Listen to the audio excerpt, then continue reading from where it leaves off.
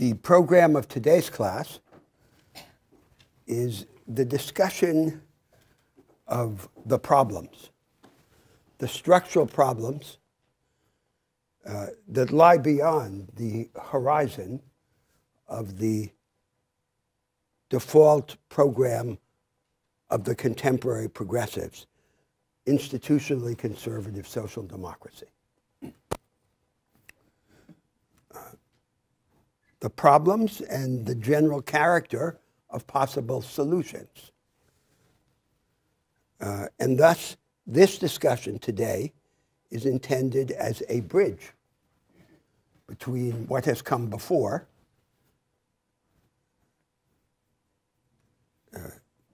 the discussion of the contemporary predicament of the progressives and social democracy, and what comes next, the major concern of the course, the deepening of programmatic ideas in three main contexts: the economic order, the political order, and the education of citizens and workers. Now, all the themes that I intend to address today, I will address only in outline, because I am going to return to all of them later on in greater depth. Next week, we will discuss the democratization of the market economy and the nature and future of the most advanced practice of production today, called the knowledge economy. In the syllabus, these are allocated to two different classes, but we'll deal with them now together.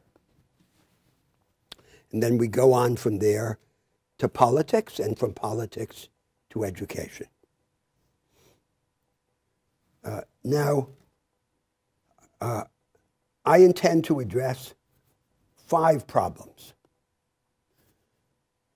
from a much larger list. The first 2 problems lie just at the cusp of the horizon of contemporary liberal social democracy, just barely within the frontiers of what is discussed and understood. The provision of public services and the relation of finance to the real economy. But the 3 remaining problems are almost entirely beyond the frontiers of conventional social democracy. The hierarchical segmentation of the economy, its division between advanced and backward sectors, the basis of social cohesion or solidarity, and more generally of the ability to cooperate, and the nature and deepening of democracy. And in that context, the relation of structural change to crisis. Now, as always, I'm going to stop after each of these 5 steps and invite your engagement. So first, the provision of public services. It would be hardly possible to mention a topic more central to the electoral disputes in the contemporary rich democracies.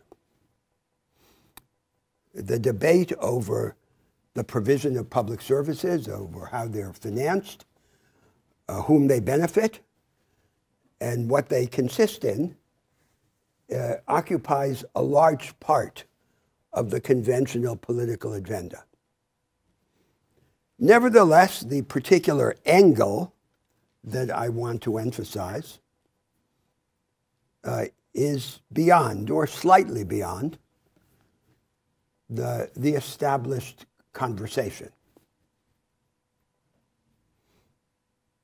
What generally exists in the world by way of the provision of public services is what you could call administrative Fordism.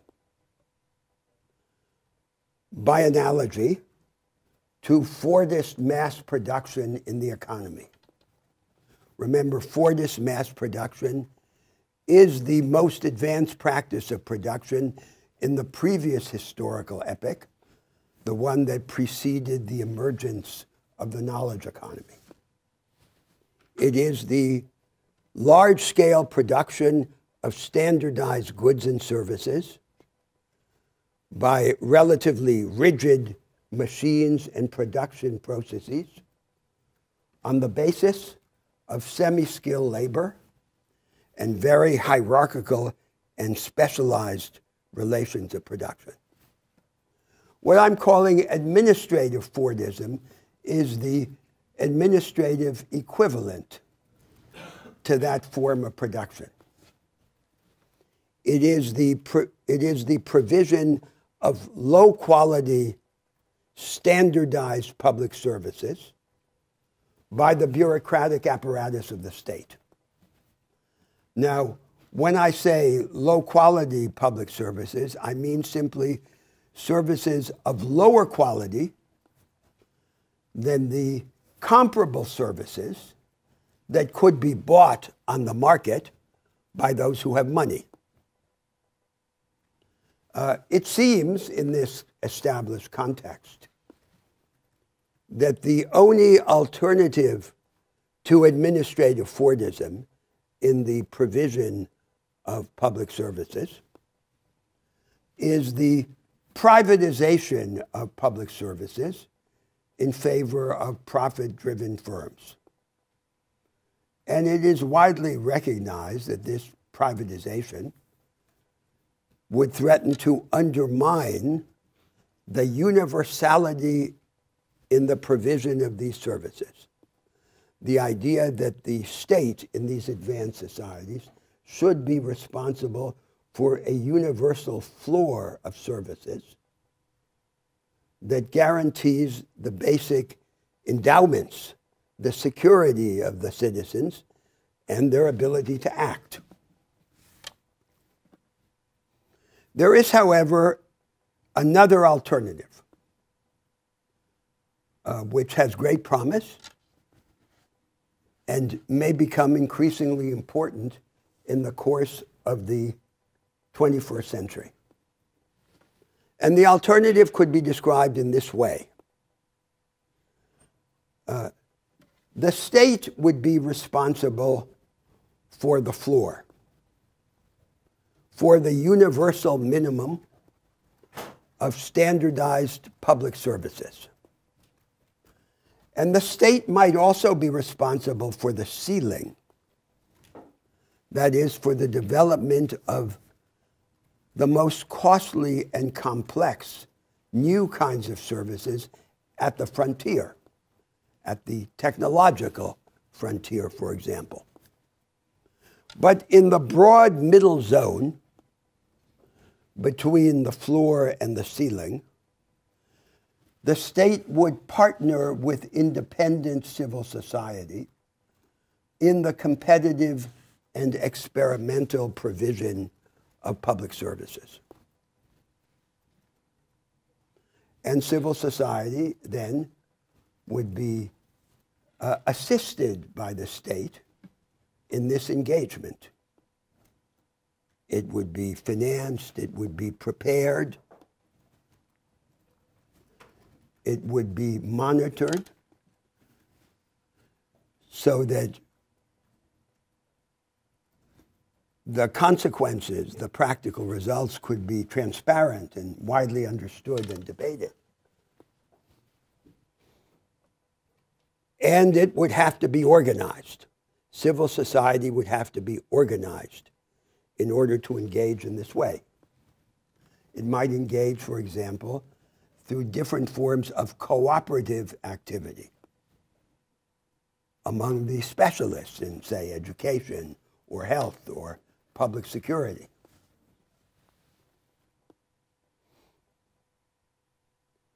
And this engagement of independent and organized civil society, together with the government in the provision of public services, would then make possible the experimentation, the diversity that administrative Fordism forbids, and from which we might expect the best prospect of enhancement of the quality of these services. Now, this would be no simple operation. And the reasons why it would not be simple explain why this family of initiatives pushes against the limits of institutionally conservative social democracy. On the one hand, the state would have to change its way of operating. It could not operate as it now does, solely by fixed universal rules that apply to wide categories of people. In order to partner with civil society in this way, it would have to become capable of experimenting itself. That is, to try things out in a particular domain before they are extended to the whole population. And to work with the social organizations in this experimental mode. On the other hand, civil society would have to undergo a series of changes. It would have to be organized. And it is not clear that the existing apparatus of private law, the law of associations, of corporations, and of contract, is a sufficient template for this self-organization of civil society outside the state. And not only would there be the need for this institutional and legal innovation, but there would also have to be the spread of an idea, the intangible but vital requirement. Public services would have to be understood as the means by which society builds itself. It builds people through the provision of public services. And rather than just waiting passively to receive this benefit from the state, it would have to be, through these forms of cooperative action, actively engaged in its own construction. And that is an idea that is not self-evident. Its authority could be challenged, and it would itself be the object of a debate.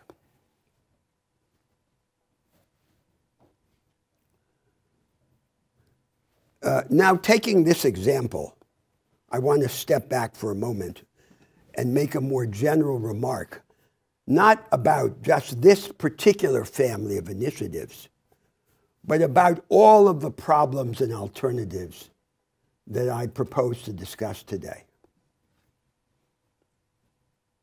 They all have two things in common. The first thing that they have in common is that they involve institutional innovation. They require some change, even if it is a fragmentary and gradual change, in the institutional form of a market economy, of a free civil society, or of a democratic polity. They reject what is the most distinctive characteristic of institutionally conservative social democracy, which is the acceptance of the established institutional form of economic, social, and political pluralism.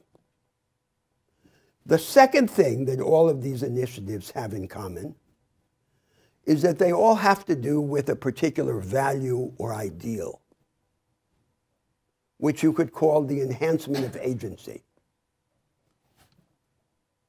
The ability of the individual agent, the citizen or the worker, to act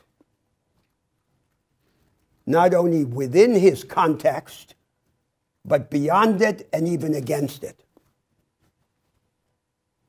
And to take his circumstance in his own hands in some way. But he is relatively powerless if he is alone. So this enhancement of agency depends as well on the development of cooperative action and its forms. And that's a subject that I'm going to come back to in greater depth when I deal with another of these 5 problems, the basis of social solidarity and of cooperation.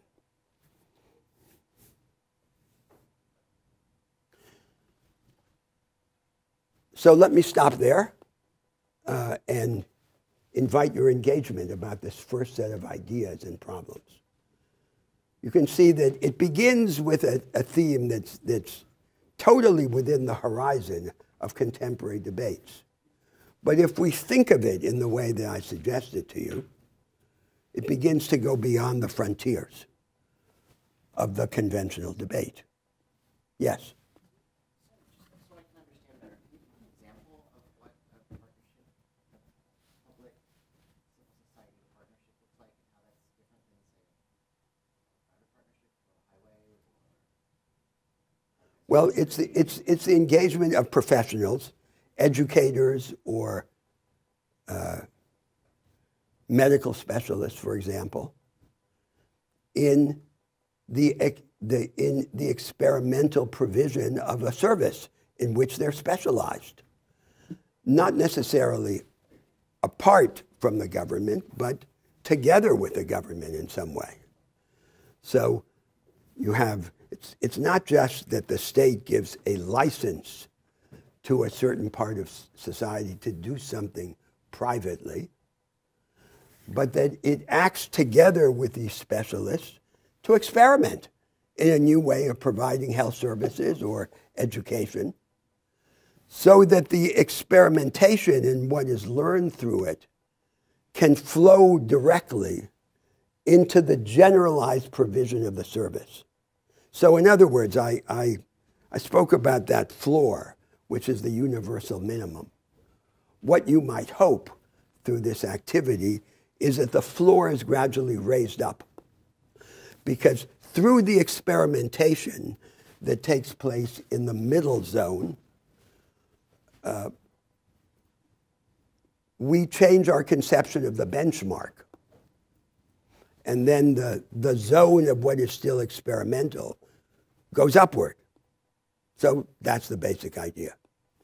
But as I say, even the legal form for this cooperation between specialists acting not for profit, remunerated, of course, and subject to accountability and competition, but not in for-profit businesses. Even the legal form for that doesn't really exist. It has to be invented. So civil society has to be organized, and it has to, and this form of collaboration with the bureaucratic apparatus has to be developed. This is a theme of immense significance for the following reason. A disorganized society is incapable of generating alternatives and of acting on those alternatives. Organization is power. And organization can't just be assumed. So in all of these societies, the level of social organization is very uneven. And now, how do you develop this social capital? You don't develop it in a vacuum. You develop it by dealing with particular problems, like the provision of public services. So that's the idea. Yes? I was wondering, if we're relying on these specialists to help propose solutions, aren't specialists spread, like doctors and lawyers, unevenly across the country? So on the coast, you have specialists who are working with state governments to come to solutions that the federal Of course. come up with. In other states, it doesn't necessarily. Of course. Of course that's so. And then there are two solutions, among others, to that problem. So one solution is simply the price system, to remunerate them specially to go from one place to another. The other solution is some form of social service. So, for example, in countries in which there is universal military conscription, mandatory social service can be offered as an alternative to military service. And it has something of the same advantages, which is that it is a space in which society can discover itself across class lines. That doesn't happen when military conscription is abolished, and there is a so-called volunteer army, which is just a euphemism for a mercenary army. That is, it's an army of poor people paid by rich people to defend them. And classical Republican ideas were hostile to that notion. But it is a real problem that you address, and just one of a long list of real problems. So here we're not discussing the technical details, except insofar as they raise these larger questions. But the direction. And this would be a significant departure, because although the focus, the immediate focus, is the provision of public services and the best way to enhance their quality, we immediately discover that to progress along these lines, we need to innovate both in the form of public administration, the conception of the rule of law, so that the state be allowed to experiment and be capable of experiment. Now it's not. And on the other hand, in the self-organization of civil society. Now, this idea of the self-organization of civil society may not be immediately intuitive, because we think generally of the self-organization of civil society as this voluntary association in the form of the established contract law and the law of associations. But for there to be a quantum jump in the level of social organization, it may be necessary to organize a series of forms of law that establish the organization, not controlled by the government. So it is law, but it is what you might call social law. It's neither private law nor public law. It's an intermediate category. And this category of social law was a category developed by jurists in Europe in the interwar period, but only in the context of what was then called corporatism. And here I'm imagining it in a different way. It's not civil society being orchestrated and controlled by the state. It's society organizing itself outside the state, independently of the state, and even against the state. And so you can imagine a series of legal structures. Let me give you two examples. So one is a structure of neighborhood associations, parallel to the structure of local government. So they're elected. They monitor what local government does. They participate. They have responsibilities. They may share in the provision of public services. And different ideological or political tendencies compete for position in this structure. No one controls it except society itself. Or another example, which in fact exists in some countries, is a union structure in which everyone is automatically unionized according to his sector. But the position in the union structure is the object of a dispute. So there are different tendencies, affiliated or not with political parties and social movements, and they compete for position in this independent structure, just as the political parties compete for position in the structure of a democratic state. The basic analytical point is that the institutional and legal structure of a free civil society is not self-evident. What is it? So it's the same kind of debate that we began to have about the market and about democracy.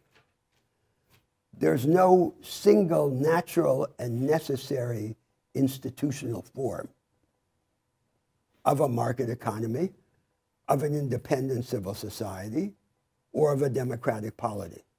So this is just a variant on that theme. Yes? You described three tiers, a bottom tier. Yes, a middle zone and a ceiling. Could you please elaborate on the higher tier? Well, of course, who knows what that is, because what I'm supposing is that as technology and scientific insight advance, there are some forms of services of public services, mobilizing the most advanced communication and information technologies that would be very complicated to develop and very costly. So we can't expect these cooperatives from civil society to develop them. The government has developed, to begin with, many of these technologies, like the internet, that arises from the defense complex of these advanced societies. And you would expect the same thing to continue happening in the world of public services. So the point is that the state on this conception deals with the universal minimum and deals with a frontier that civil society by itself is unable to advance in. It requires very large scale, huge resources, large fixed costs, a very long investment, a time horizon of investment. That would be the reason to suppose that this ceiling would have a role to play in this scheme. Now, the second, were you going to say something now? So, the second issue, barely within the horizon of conventional social democracy, is the relation of finance to the real economy. Came up briefly before in other conversations here. And this, too, is an occasional subject of electoral dispute in the rich North Atlantic society. So in some of the European elections over the last 10, 20 years, the left parties regularly bring up the financialization of the economy and attack high finance. Once in power, they almost universally do nothing about it. And part of the reason why they do nothing about it may be that they have no real ideas about this, no understanding of the deep problem. And they characteristically confuse two separate issues. The fundamental issue is the relation of finance to the productive agenda of society. Finance can be a good servant, but it is a bad master. So the issue is, to what extent does it serve production as opposed to serving itself? Now, what often happens in the campaigns of the left, of the progressives, against finance, is that they confuse this issue, which is the real issue, with a kind of phony issue, which is the campaign against so-called financial speculation, the speculative element in finance. And they then demonize the speculators. But financial speculation is useful as an instrument for the development of knowledge and the organization of the allocation of risk. The problem is not the speculative element in finance. The problem is the disconnection of speculative finance from the real economy. Now, that's the idea that I want to develop as this second problem that lies just at the limit, at the frontier of what can be assimilated in the present discourse.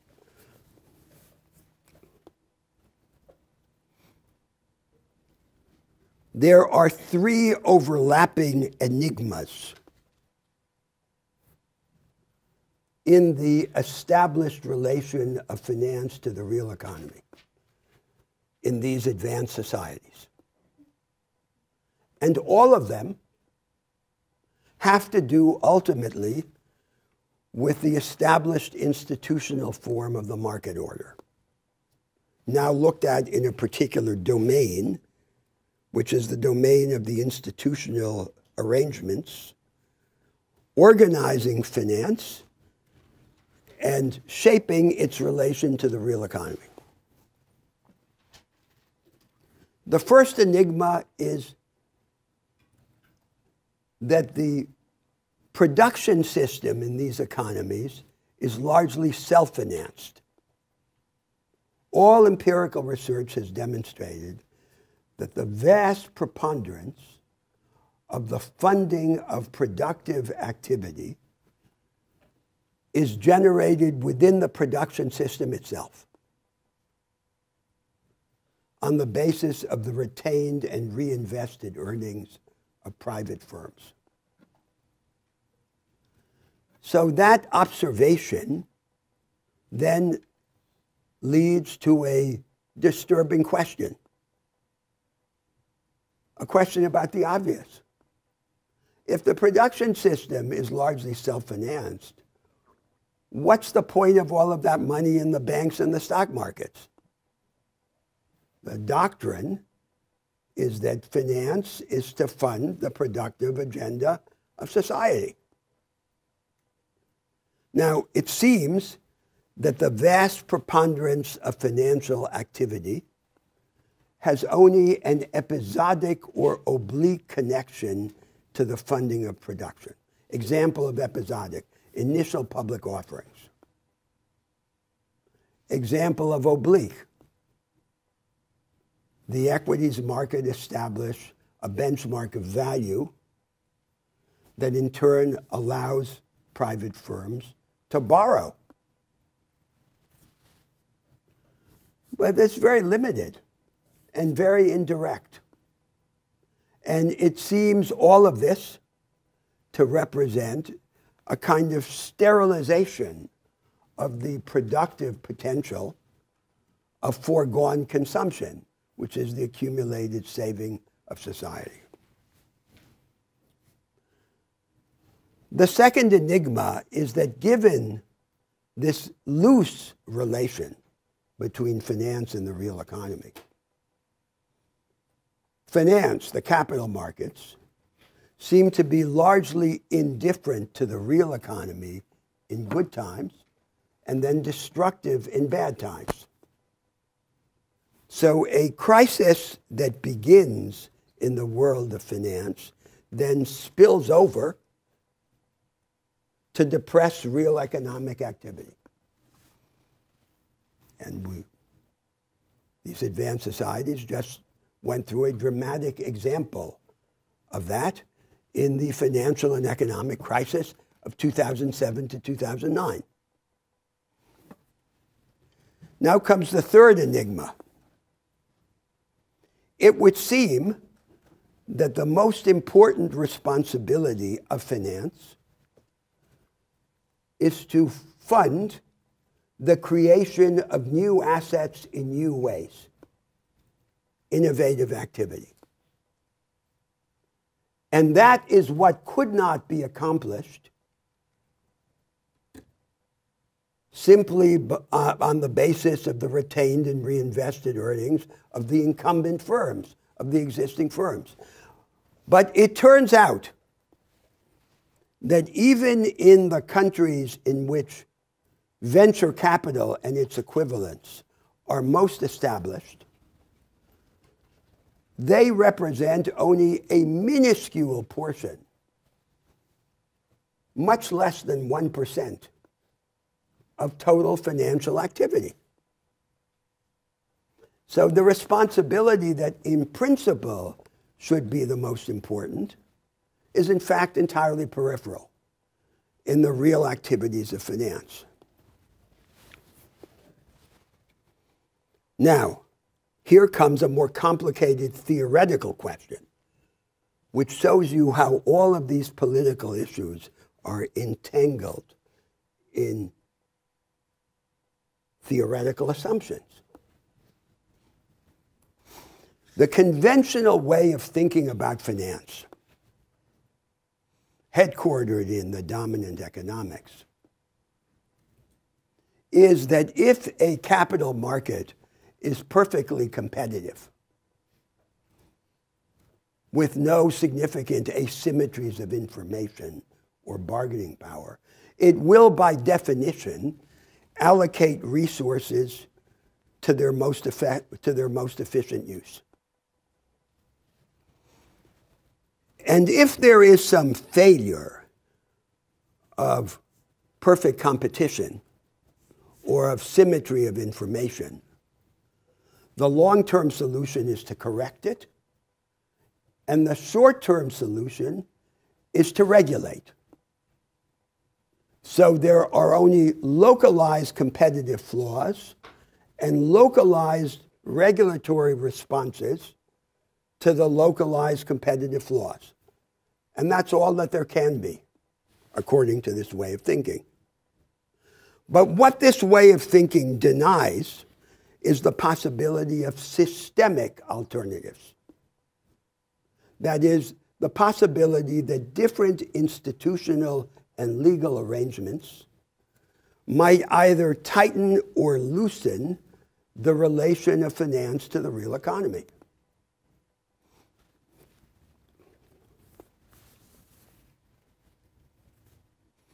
So then we could distinguish financial hypertrophy from financial deepening.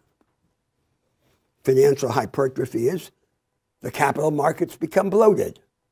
They absorb a greater part of profits, savings, profits, and talent in the real economy, but with only a very loose relation to the productive agenda. Financial deepening is the inverse. The growth of finance is intimately related to its embeddedness in the process of production. Now, let me return to a historical example that came up here before in another context.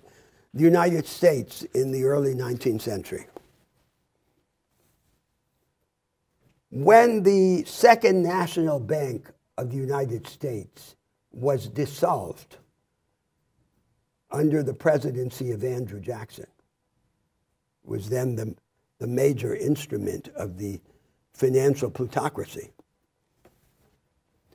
And the country then prohibited for over 100 years all interstate banking. The United States went on to develop the most decentralized system of credit at the disposal of the local producer that had ever existed. And that wasn't an example of regulation of finance. That was the example of the reshaping of finance and of its relation to the real economy. An example of what I just call financial deepening. So it actually happens all the time in history. It's not a fiction, a fabrication. If we compare what has happened in the history of these economies, we can see that there have been institutional changes that have either loosened or tightened the relation of finance to the real economy. And that's just a specific example of the more general idea that the market economy has no single natural and necessary form. An example in this particular realm.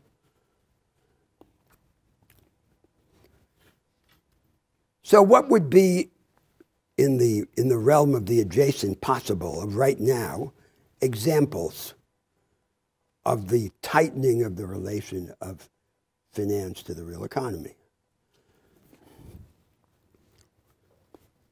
So you could distinguish negative initiatives from positive initiatives. So negatively, you could say, we might discourage, or in some circumstances prohibit, financial activity that bears no plausible relation to the enhancement of productivity and the expansion of output. So take the example of financial derivatives, options contracts. They were developed in the context of agricultural commodity markets, where they served and serve a real function, which is the provision of liquidity. But what is the function that they serve in equities markets, other than financial speculation unrelated to the expansion of output or the enhancement of productivity? They then become a device of gambling, even though in a way they were invented for the opposite reason. And once again, the problem is not the speculative element.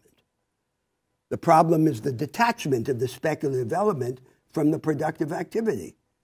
So then, for example, or take another example from later in American history. In the second phase of the New Deal, Roosevelt's administration innovated in the organization of the housing market. And to the end of generalizing independent home ownership in the country, and organized the government-sponsored enterprises, Fannie Mae and Freddie Mac. That was the basis then of the development of the mortgage market, the primary mortgage market, and then the secondary mortgage market. It wasn't a recent invention of finance. It was an invention of the Rooseveltian period. And the secondary mortgage market then became the single greatest boost to the development and deepening of finance in the United States. Quantum jump. Only much later than 1970s, 1980s, do the financiers seize on the secondary mortgage market and begin to develop successive layers of financial engineering, structured products that are more and more remote from the original social and economic objective. At that point, or at some point, the transactions of the real economy, rather than being the object of the exercise, become the pretext for the development of these products. And that was an important part of the background to the financial crisis of 2007 to 2009.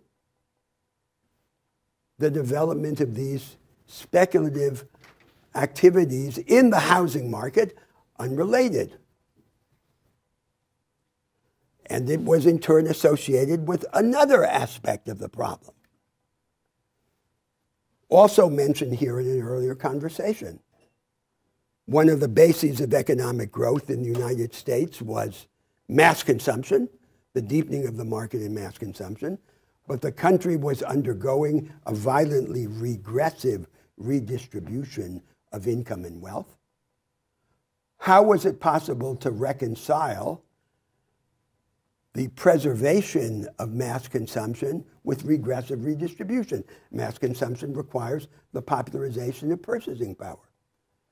And part of the answer was the substitution of the idea of a property-owning democracy by a kind of fake credit democracy, made possible in part by the overvaluation of the housing stock as collateral in the context of these successive layers of financial ingenuity.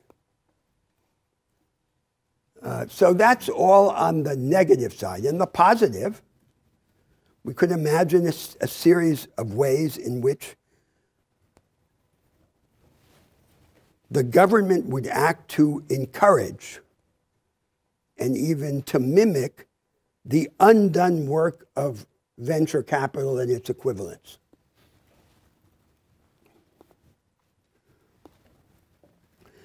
Not by acting directly through discretionary allocation, but by finding ways to tap the dormant productive potential of the vast amount of capital that's caught in the public and private pension systems of the world.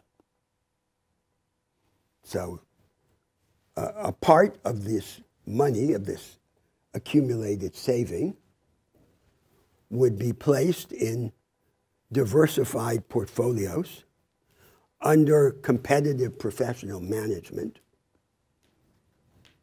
so that the risk would be contained, and to the end of investing in the creation of new assets in new ways. Now, all of this would be sort of in the horizon of the adjacent possible. But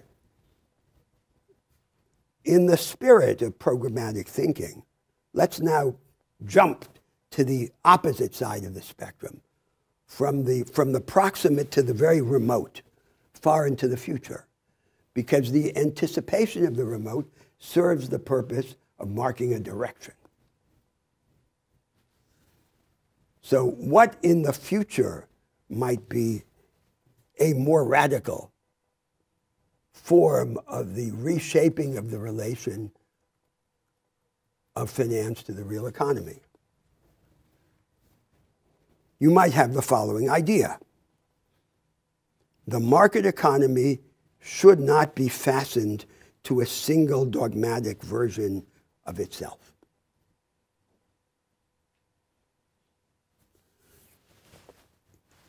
Even at the most abstract level, there are at least two dimensions in the idea of a decentralized market order.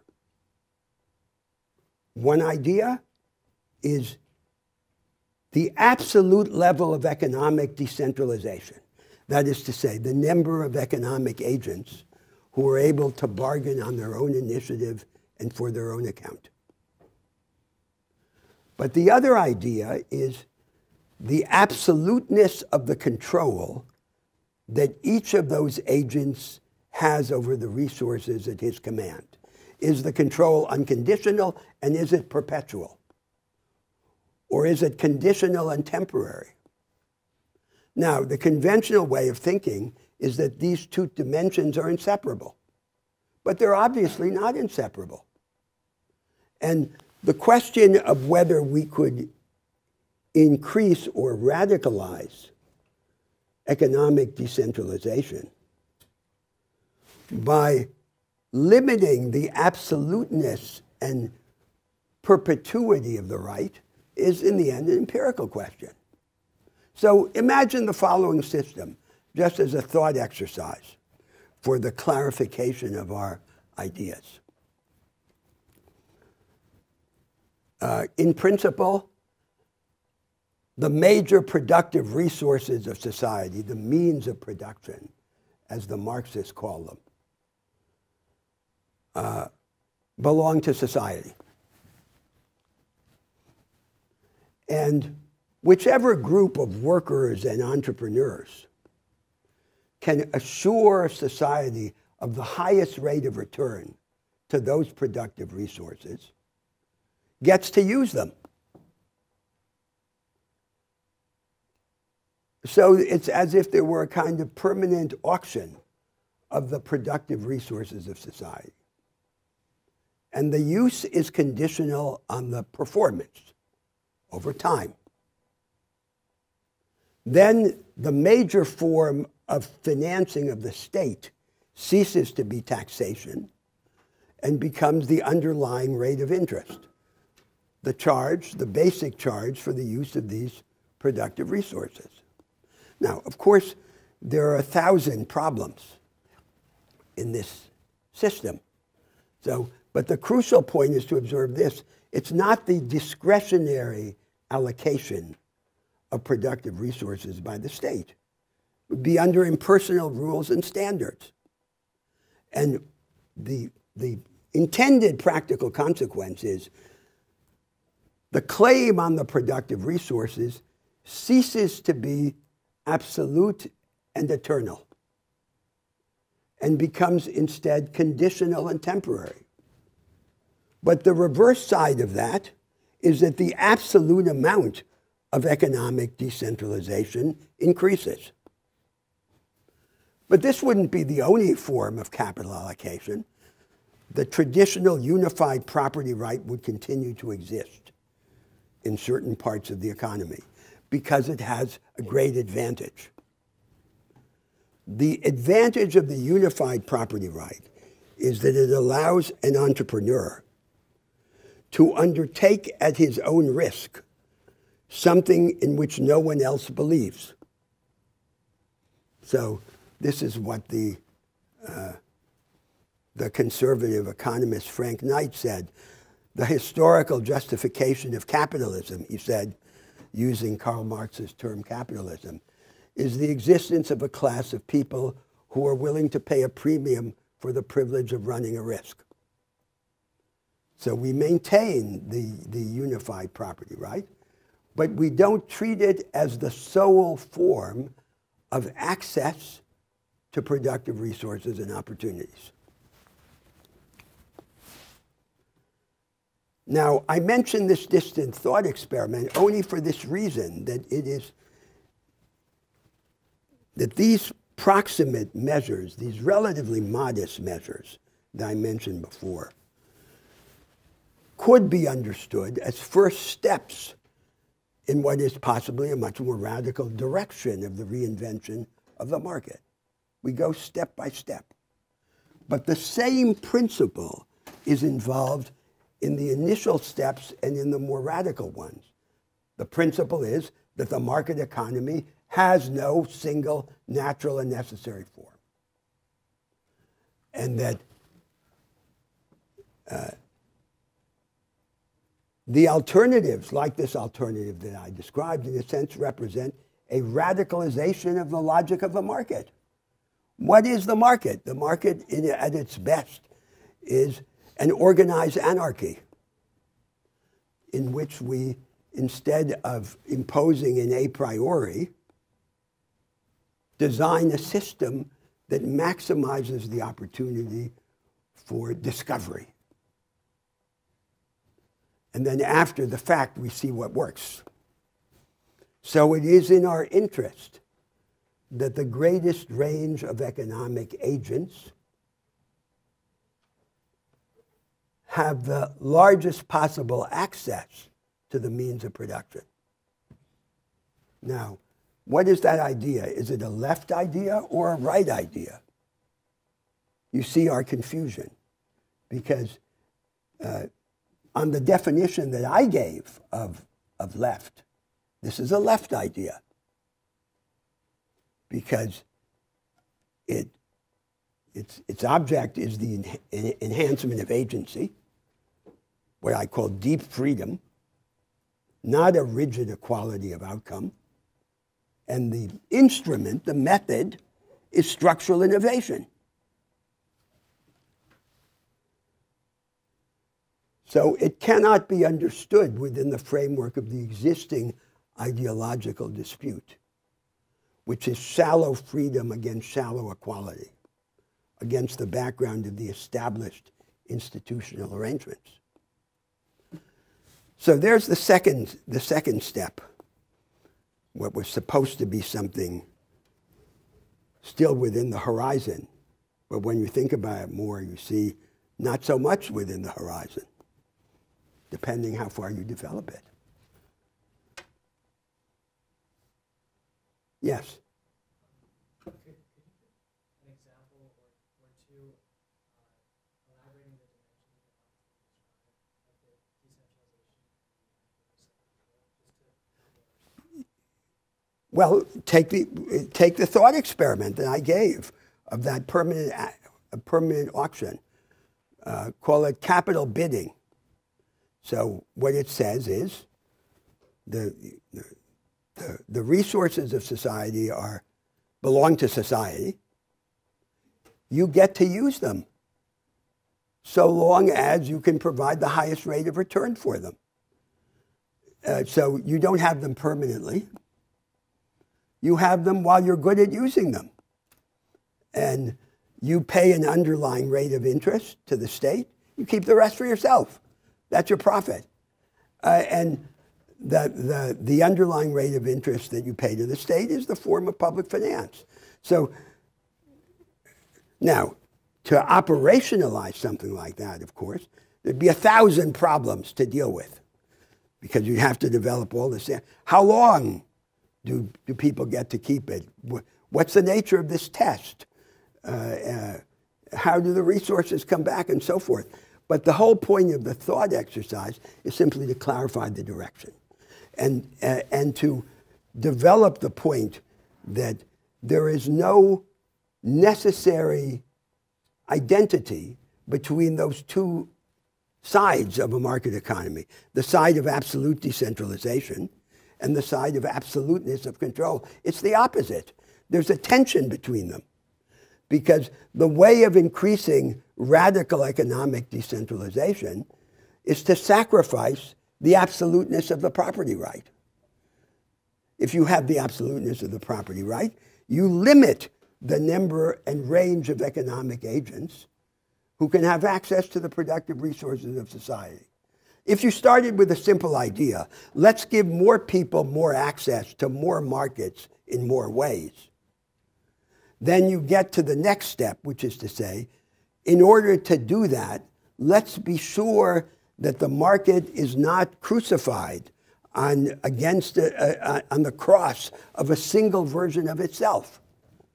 Because almost by definition, that will then limit the range of ways in which people can have access to productive resources and bargain on their own initiative and for their own account. That's the point of it.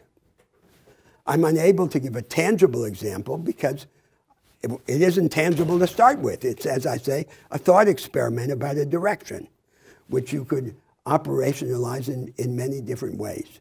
But the main point is to say that those modest things that I gave at the outset as initial steps could be seen as initial steps in that kind of a direction, far, far ahead. And that's what we always have to do in programmatic thinking.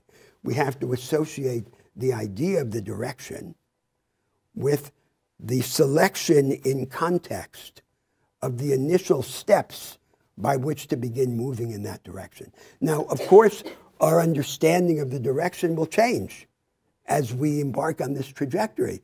But we can't dispense the idea of the direction, because otherwise we don't know how even to begin.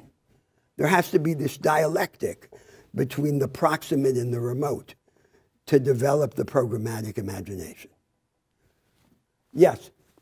Another kind of separate approach that I've heard a lot about is the idea that we talk about happiness, like kind of well-being measures. I know Joseph Stiglitz has written a lot about it. What are your thoughts on this idea? And do you think it's feasible? Well, that's a much more general idea. Let's put that aside for the moment, because what I'm dealing with here is something that is relatively specific, which is the relation of finance to the real economy. How do we organize? This is another question about how we evaluate economic activity. It would lead us in a different direction. Yes? I want to ask you what's your definition of speculation? Because you say that it can be useful for Yes. society, but if you define speculation as operation, the sole purpose of which is to make a surplus in the future by selling or buying, for example, actions or a share, then you might think that it's necessarily intrinsically dissociated from No. I'm defining speculation as the commitment of capital in the presence of uncertainty. So the commitment of capital in the presence of uncertainty, and uncertainty of generalized uncertainty in which some people have conjectures about the future in which they believe that deviate from the general understanding. And they are then willing to act on those conjectures. And so it has two sides then. It has the side of the assumption of a risk in the presence of uncertainty based on a relatively informed conjecture deviating from the consensus. And then it has the other complementary side, which is dealing with uncertainty to contain the risk. So, the derivative contracts in finance were developed originally not as devices of gambling, but for the opposite reason, of ways of hedging against risk. And then in many domains, converted into their opposite. So those are the two sides of speculation. And my claim there before was that both of them are useful and even indispensable, and that we shouldn't demonize them. We should understand that the real problem is not the speculative element, but the relation to the real economy. After all, if the emphasis is on the radicalization of experimentalism, how can we be against speculation? Experimentalism is also about uncertainty and recognizing uncertainty and turning it into a fertile source of innovation. Yes? Would you say that a good way to gauge how closely the financial market or finance relates to the economy is how it leads to an increase in productivity? Is that what you were saying before? There has to be, on this negative test I mentioned, there has to be a colorable relation of financial activity to a real economic advance, either output expanding or productivity improving. That was the meaning of the example I gave of the derivatives contracts, which had one meaning in commodity markets and then seemed to have another meaning in equity markets. So we can't generalize, because as we just said in the previous exchange, a financial device which was initially designed as a way to manage risk, to allocate risk, can be converted into the opposite, into a device for outright gambling, which is what has often happened in the evolution of finance. And then we have to ask, what's the purpose? This was Nietzsche's remark that the forgetting of the purpose is the most common form of stupidity. In this case, in this domain, it's not just a form of stupidity. It's a mechanism for profit. And the question is, what's the relation of profit to production? So that's what goes wrong in financialization. When we say financial hypertrophy, it's this bloating of the economy in its relation, and not just sucking up financial resources, but sucking up human resources. Yes? Despite the complaint about derivatives, do you think their, say, removal or they weren't encouraged could have quite a negative impact on those firms that do want to use? You mentioned commodities, but also in terms of currency exchanges, various other forms. Or lots of things like stock buybacks or whatever. Surely these do have value to certain parties. Are you suggesting they be removed? No, but the value by definition, they wouldn't do it unless it had value to them. But the question is whether it has value to the real economy. That's the issue. So this whole perspective is a perspective that looks beyond short-term profit to the functional relation of financial activity to the real economy. That's the point. And as I say, the point isn't even recognized. It's not a debate that exists in the established discourse for the reason that I stated at the outset, because there isn't this idea that there are systemic alternatives in the relation of finance to the real economy. Every problem is a problem of some failure of competition or some failure of the regulatory response to the failure of competition. And so that's the underlying theoretical debate. Once you admit that idea that I'm defending, and for the most part would be rejected, then you're in a different world of debates. And that's what led us into this conversation. Now, yes? So I know this is not very fleshed out, this is sort of like supposed to mark out the direction, but when you say we need to break the entrenched connection between absoluteness and perpetuity of control, a lot of economic theory sort of claims the long-term ability to take out rents from resources Yes. as an inherent part of incentive. It's not just that you can secure your profits, that you can secure it for the long term. Do you think the cost of efficiency for breaking that long-term incentive is the right price to pay for equal opportunity, or do you think this is not the case, and this is an untrue assumption? Well, I don't agree with your initial statement that this is the established economic theory. On the whole, economic theory, orthodox economic theory, throughout its history, even before the marginalism, has been hostile to rent seeking. Of course, there's a dispute about the circumstances under which rent seeking can be justified or can be useful. But the general position is against rent seeking. Yes? What event was building up, increasing the productivity of your property.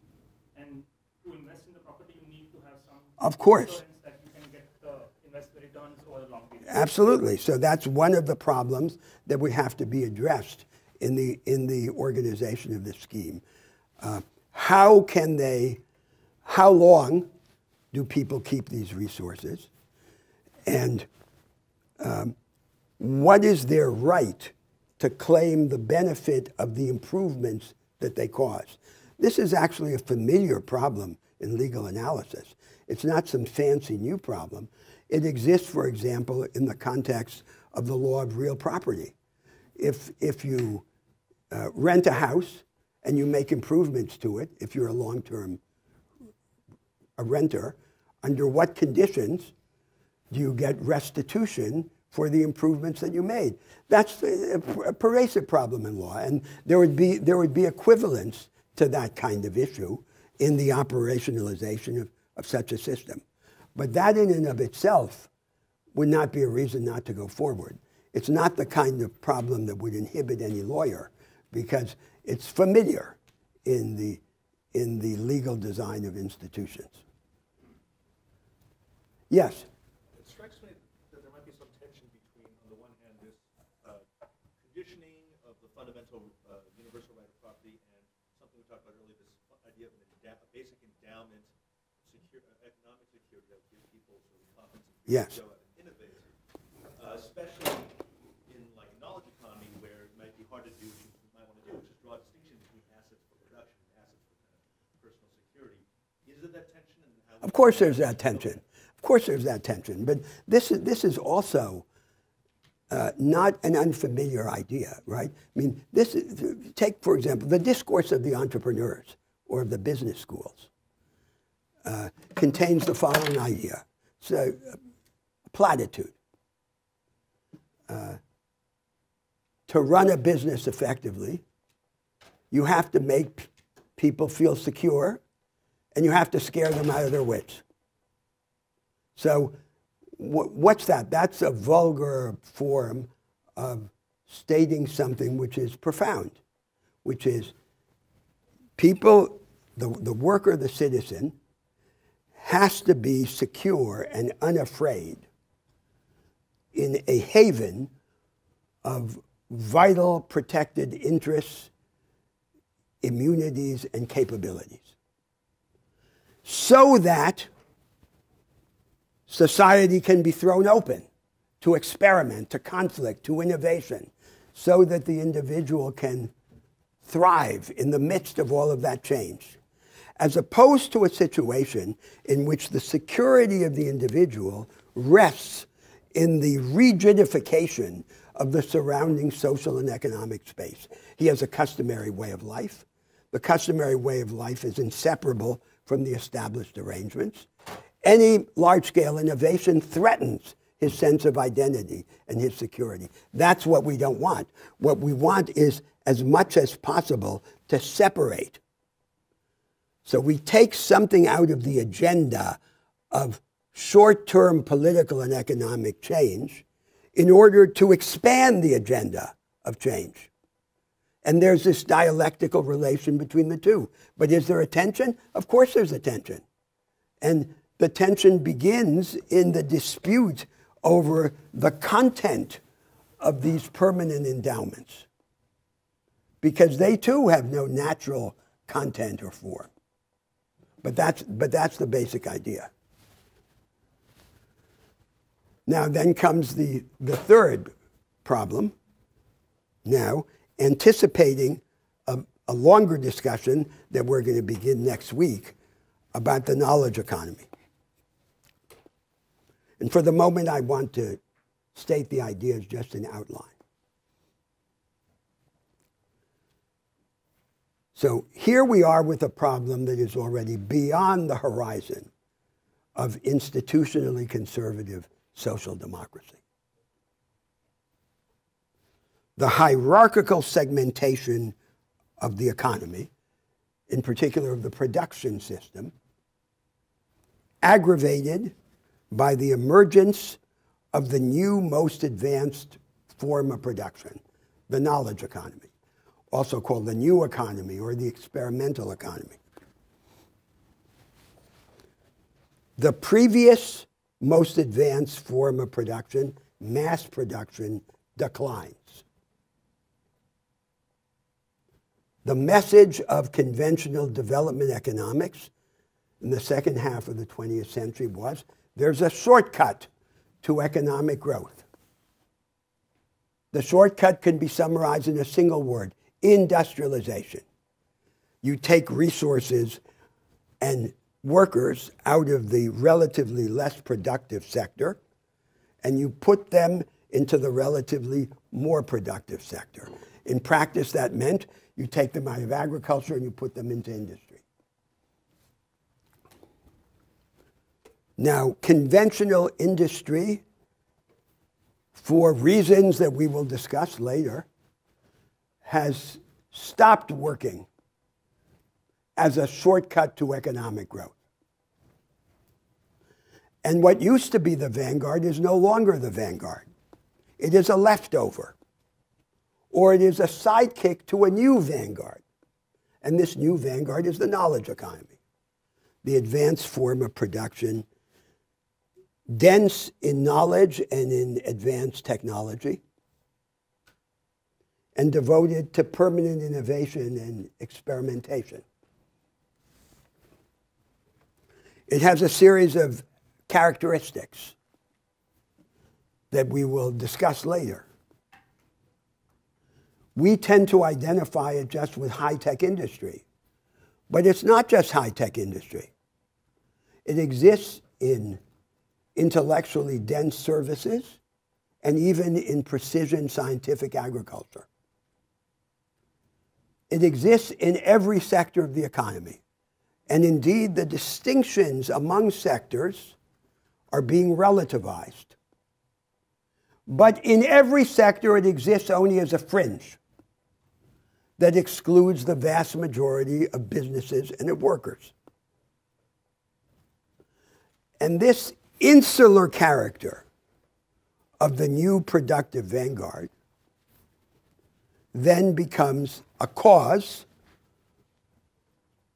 of both economic stagnation and economic inequality. So there's the discourse now in the United States of secular stagnation, trying to naturalize the slowdown in productivity. In the 1990s, a series of famous American economists wrote articles predicting a vast jump in productivity throughout the American economy on the basis of this succession of the productive vanguard. Now some of those same people write articles defending the theory of secular stagnation and claiming, for example, that the contemporary technologies are intrinsically less revolutionary than the technologies of 100 years ago. But what could be more revolutionary than artificial intelligence? So it seems that the more straightforward explanation of the slowdown in the rise of productivity is that the most advanced practice is denied to the vast majority of workers and of firms.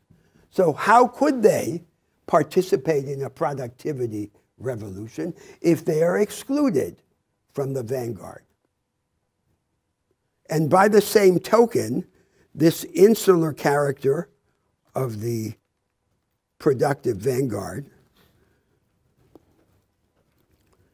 accounts for the aggravation of inequality. The inequality is anchored in the structural divisions between the advanced and backward parts of the economy.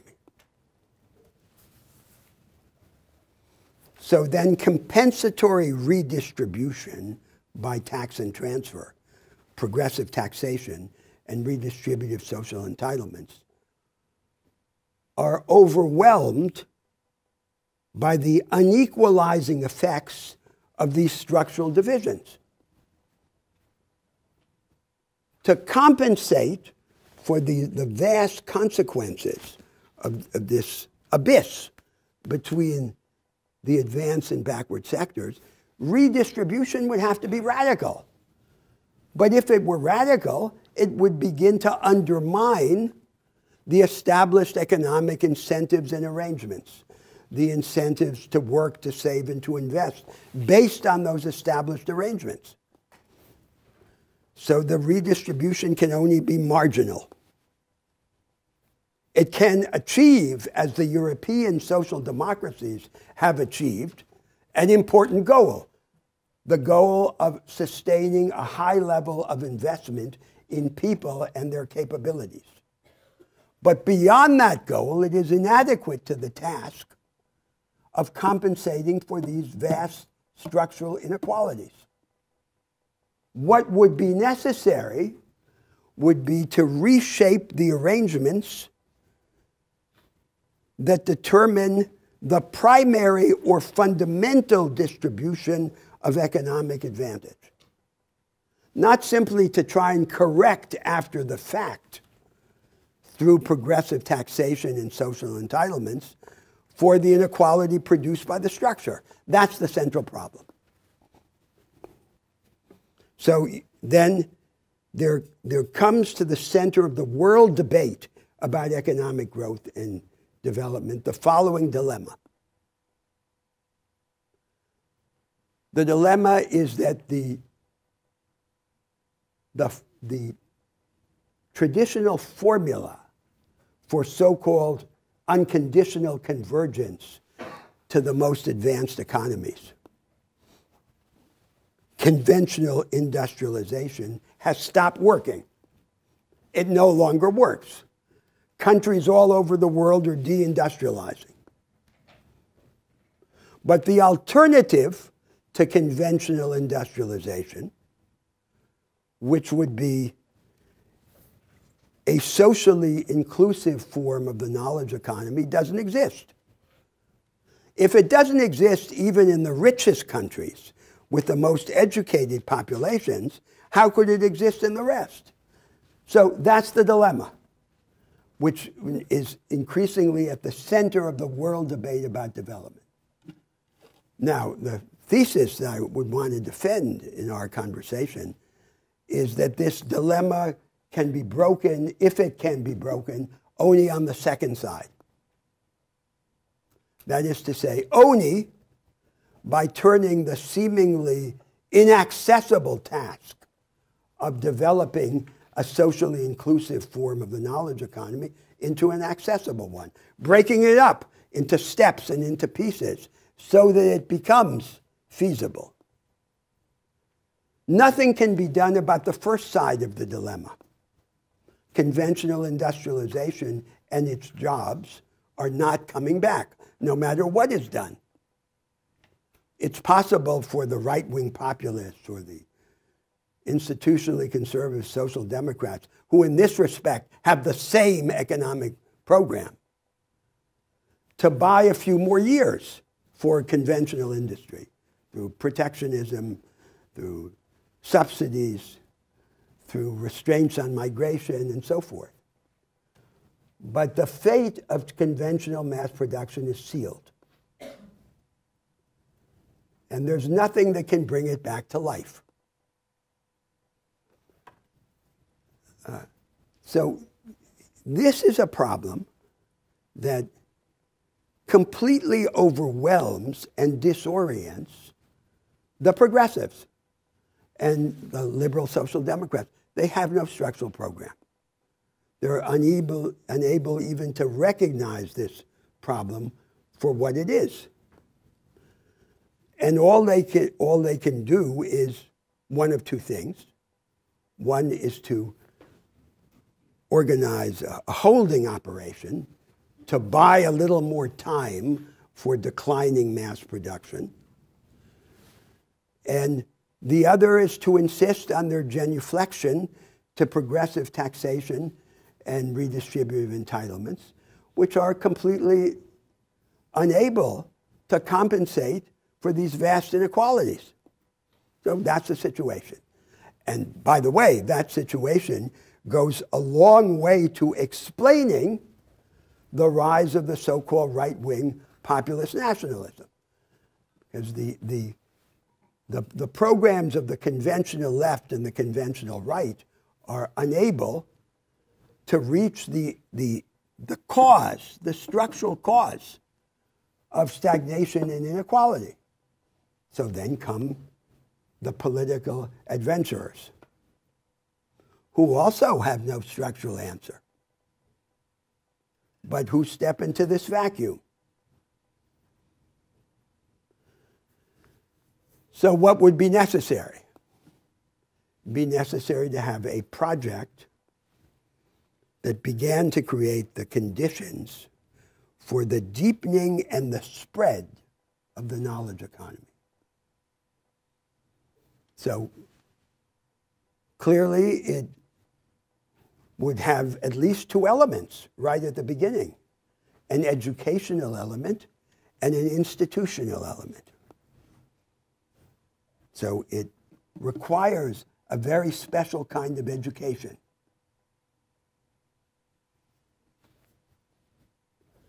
An education that is analytical, that is problem solving, that is cooperative and dialectical, approaching everything from contrasting points of view.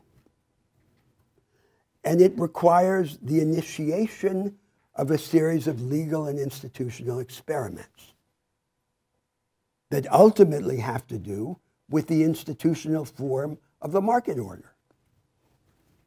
But they might begin very modestly. For example, they might begin in an equivalent to the agricultural extension of the early 19th century. In order to avoid the English path of agrarian concentration, the Americans organized this partnership of the government with the family farmer to protect agriculture against the risks of combined risks of economic and physical volatility and cooperative competition among the family farmers. In other words, they innovated in the nature of an agricultural market. And agricultural extension was to bring to the family farmer the instruments of the most advanced practice and science of the time. That's, for example, the land-grant colleges in the United States.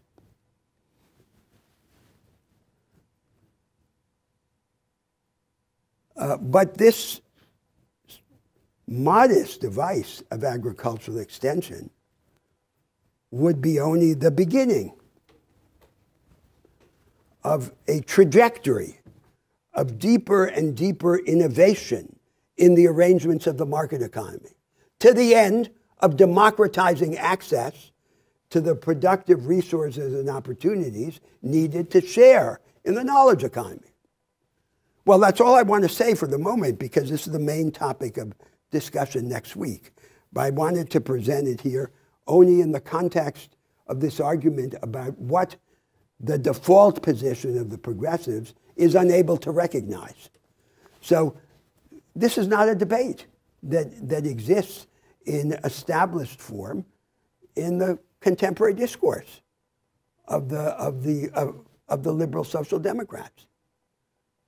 They're focused on redistributive taxation, on social entitlements, on the flexibilization of the labor market, and so forth. But what about the system of production, which is shaping the fundamental distribution of economic advantage and opportunity?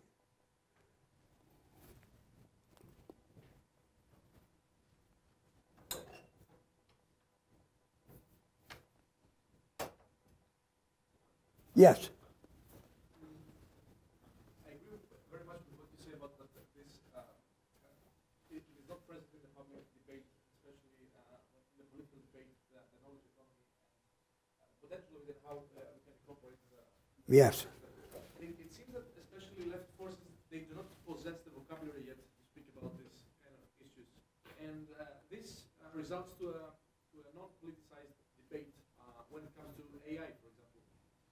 So there are no edges or tensions or ideological cleavages on what are we going to do with the most revolutionary practice of the last century, maybe. And I'm wondering, how can we break this depoliticized debate and add some nuances, political nuances to this, in order to create new division lines between political forces? Well, what's your answer to that question? I don't have one. Well, because it seems to me, but of course I believe in these alternatives as is manifest. It's impossible to lose this debate. This debate that I'm being to outline here. The only way to lose it is to not have it. But that, of course, is what generally happens in the world. Because there's no way you can think that there are solutions to the problems of these societies of stagnation and inequality without dealing with this issue. So it has to be dealt with. And it seems to me equally clear with respect to that dilemma that I described, that it can be broken only on the second side. It can't be broken on the first side. But if you notice what happens in the world, all the effort goes to the first side. All the effort goes to bring traditional industry back, like the initiatives about the Rust Belt in the United States. They're based on a misunderstanding of the objective situation. So I'm having this debate now in a theoretical context, obviously outside any particular national setting, even though we're in the United States. I'm not having it in the idiom of American politics and policy. But there should be no insuperable difficulty in translating these ideas into the political and economic idiom of different countries. And so what's crucial is that it not seem like just some remote utopian alternative, that it be broken up into a trajectory, into a succession of steps, so that we can envision in a particular context how we get to there from here. And that then gives it power in the public debate. There is a problem with the leaders of the left parties and their traditional constituencies in many countries. So, and this problem has to do also with something that is deep. The deep thing, which has to do with the discussion of agency that I want to come to later, is how do we define and defend a group interest or a class interest? So there are always two ways of defining and defending a group interest or a class interest. There is a way that is institutionally conservative and socially exclusive. So, for example, you have the leaders of the union movement of workers headquartered in the capital-intensive sectors of industry. That's the historical core of the constituency of the left parties, especially in Europe. And so the institutionally conservative and socially exclusive way would say, our interest is to build ourselves into this niche that we occupy in the present system of production and defend it against all challengers, against all threats. So then the other groups in the surrounding social space that are closest to them, like the temporary or subcontracted workers and the small business class, become their enemies. But there's always another way of defining and defending a group interest, which is the institutionally transformative and socially solidaristic way, in which you say, this form of production here, or this form of life has no future. Mass production has no future. It's gone. So all we can do is keep it alive for a few more years.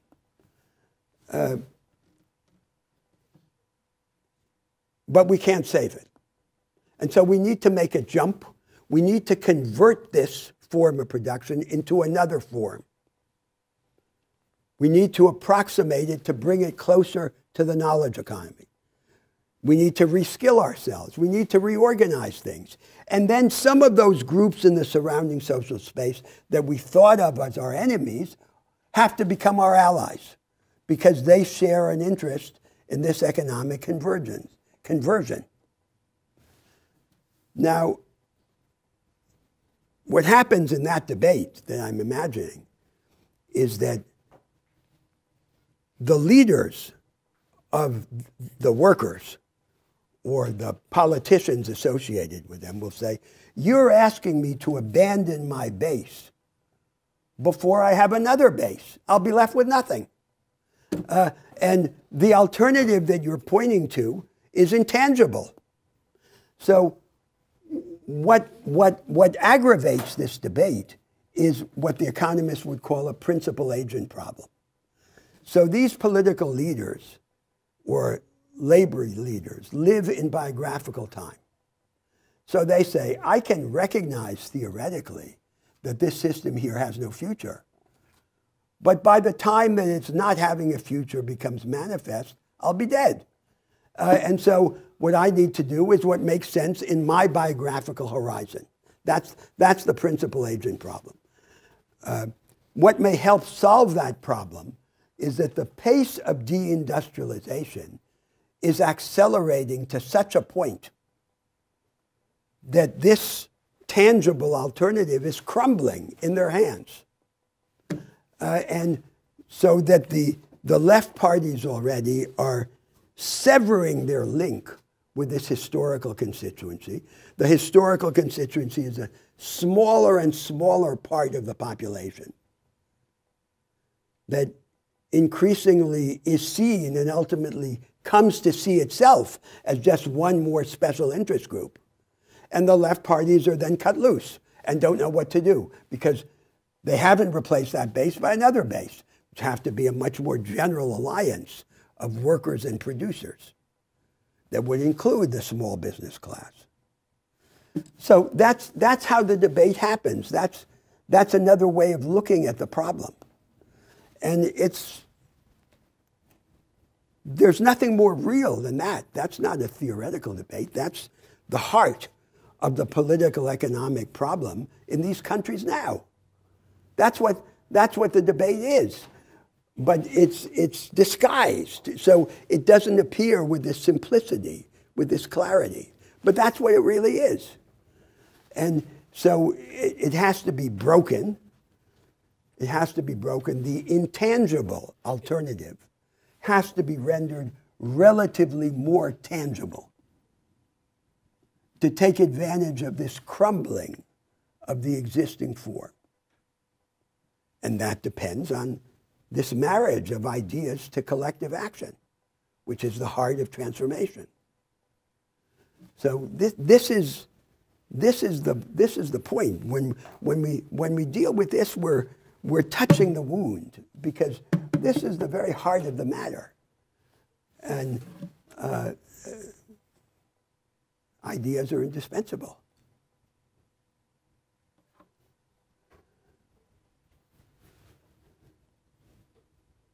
Yes.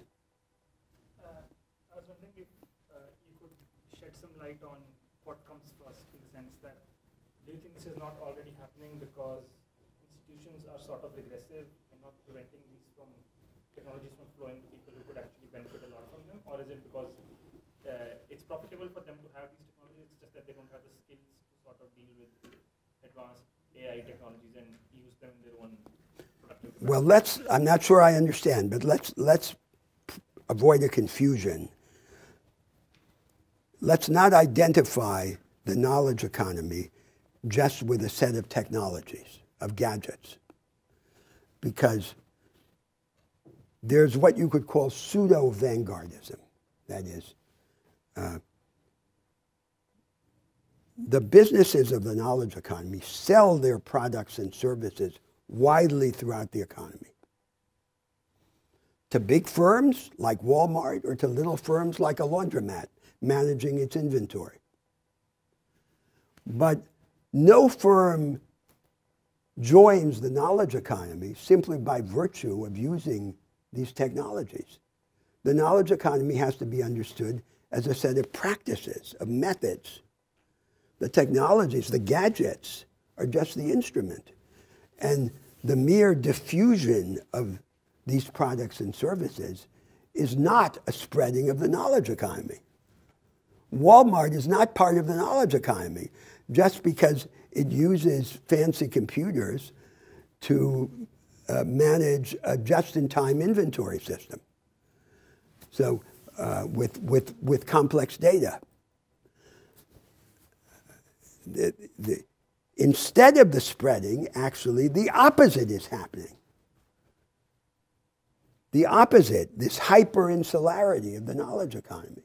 So what's actually happening is that the firms at the commanding heights of the knowledge economy are discovering ways to transform part of their production process into routines and commodities. And this commoditized part of the production process is then subcontracted to workers in firms in remote parts of the world where wages are much lower and the tax take is much lower. And the elite controlling the knowledge economy then retreats to the inner sanctum that has all the profit and all the fun. That's what's really happening. It's the opposite of dissemination. It's the concentration. And then the debate that takes place in the world, to the extent that there is such a debate, is a debate only through flawed instruments. Like, for example, the debate now in the United States about the revival of antitrust to break up the platform companies. The platform companies are just a fragment of the knowledge economy. But they're an important fragment. So they say, well, we'll break them up, like Standard Oil was broken up in the earlier period of American history.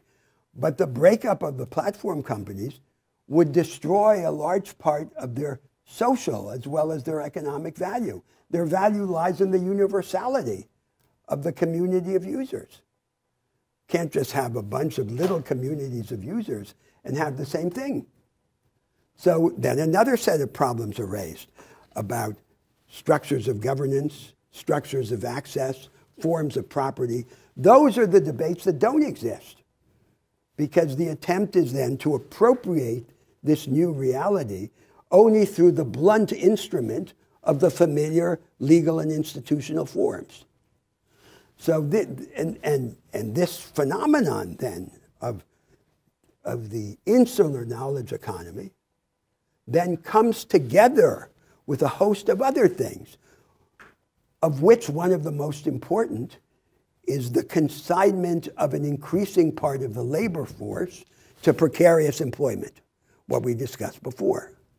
So instead of a large, stable labor force assembled in large productive units, which was the mode of mass production, we have a tiny group of highly skilled and privileged worker entrepreneurs, and everyone else in this decentralized network of contractual arrangements that can be turned off at any point.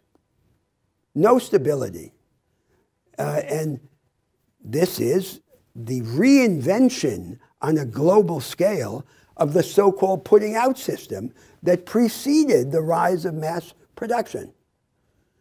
So it's exactly what Marx describes in the early chapters of Das Kapital. The capitalist gives the machine and the material to a worker who works at home and who is there in a precarious contractual relation.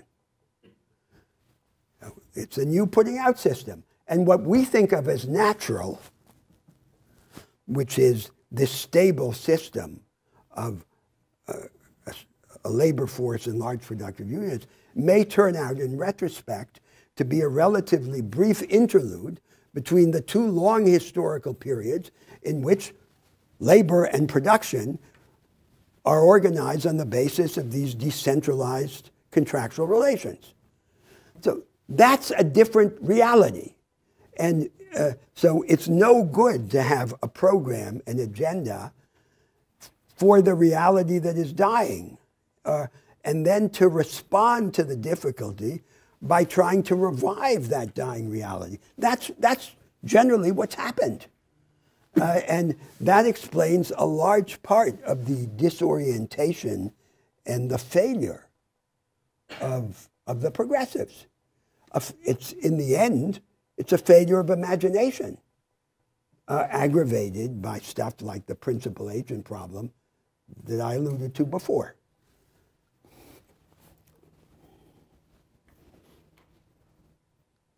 So these are the two core points in this discussion of this third problem. So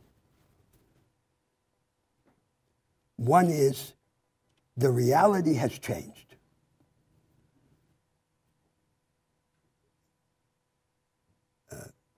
Any attractive alternative has to be able to associate the prospect of material progress, including economic growth and the enhancement of productivity, with a decentralization, a democratization of opportunities and capabilities. The enhancement of productivity has to be associated with the opening up of opportunity and capability to the majority. And that cannot be accomplished by retrospective and compensatory redistribution through tax and transfer. That is the chief instrument in the arsenal of the progressives, this retrospective and compensatory redistribution. It's no good to solve this structural problem. It has a use, as I said, to sustain a high level of investment in people and their capabilities, but it's not an answer to this problem, which is the real problem. So then the second major point in the discussion is this idea of the imperative of reshaping the arrangements that define the original distribution of advantage. You can't just take for granted the way that production and the market are now organized and try and compensate for the consequences after the fact. You have to find a way of changing those arrangements that determine the initial distribution of advantage and opportunity. And then comes the intellectual confusion, because the whole history of ideas that have influenced the left and the progressives are shot through with theories like Marxism that have taught us that there are these big systems. So there's capitalism, it has a logic, it's an indivisible package, and you either manage it as it is or you replace it by something else, socialism. Well, there's no replacement in the cards. These abstractions have lost their specific institutional content. So we come back to the predicament I evoked in the very first class of the progressives. They've lost their faith in statism, but they increasingly are being forced to discover the insufficiency of compensatory redistribution by tax and transfer. So statism is either too much or the wrong thing, but compensatory redistribution doesn't work to solve the structural problems. That's the issue. That's another way of stating the difficulty. So it's an extraordinary opportunity for a fundamental change of thinking, of direction, and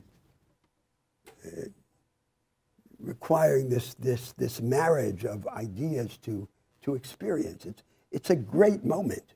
It's a stupendous potential inflection, because it would put paid to 200 or 300 years of ideological contest, which was all based on this simple hydraulic model of the state against the market. More state, less market, more market, less state, synthesis of market and state. That's not the issue. The issue is which market, which state, in relation to these structural problems.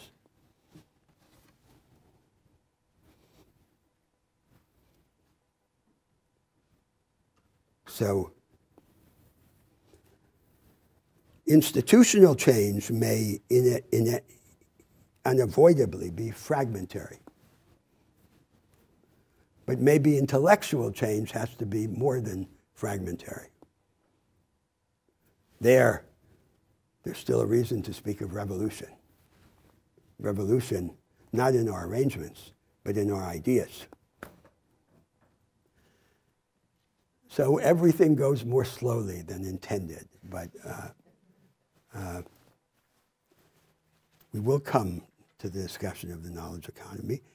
And nothing has been wasted because, as you see, this is all anticipation of, this is all already engagement with the elements of an alternative. And I think it's